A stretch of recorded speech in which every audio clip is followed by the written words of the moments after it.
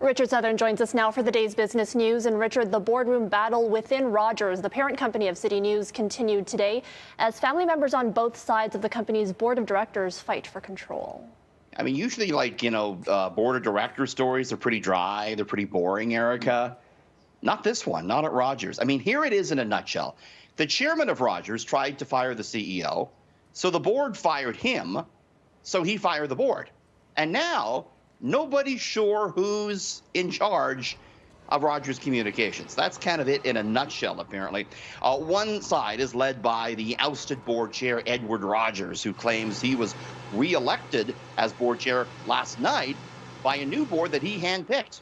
Opposing him are his mother, his siblings, and several other board members who say his board meeting last night, in which he was reinstated as chairman, was illegitimate. Caught in the middle is Rogers CEO Joe Natale, and perhaps investors. Analysts say investors, they want certainty. They want clarity more than anything. There's certainly no certainty or clarity about what's going on at Rogers. Whichever faction comes out on top, Erica, will have to deal with the company's $26 billion plan to buy Shaw Communications, which some analysts, RBC analysts today, say could be in question amid all this drama. We saw Rogers Class B stock fall 5.8% today. And yes, it is the parent company of CityNews.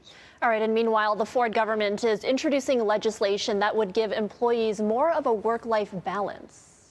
Yeah, so this is the government of Ontario planning to do something that's never been done in Canada before. And it'll be interesting to see if we see this now in other parts of the country. What with people working all day long on their phone. The government of Ontario is introducing legislation today that would give employees the legal right to disconnect outside of working hours.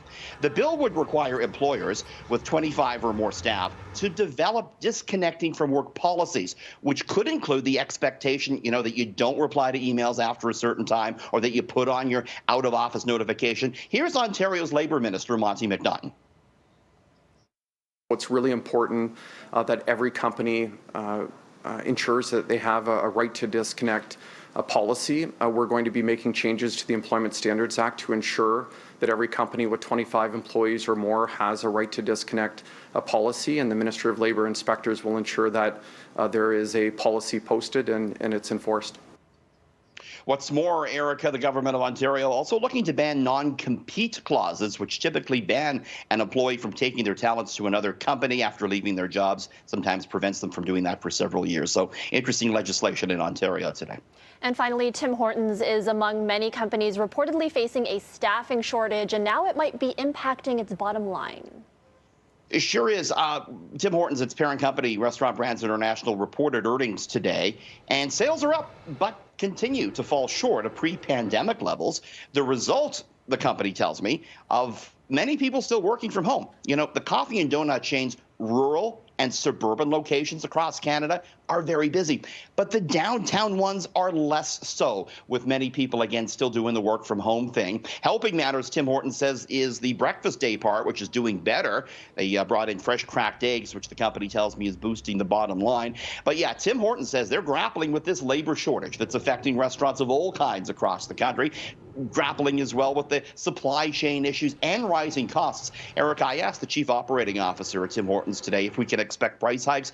He says they usually tie that to inflation, and inflation is going up at more than 4%. So that could be on the way. He does say, though, the company buys coffee on longer-term contracts. So we're not going to expect too much of a price jump for coffee, which has been skyrocketing on the futures markets. That's the latest from Timmy's today, Eric. All right. Thanks for that report, Richard. That's business editor Richard Southern. Thanks.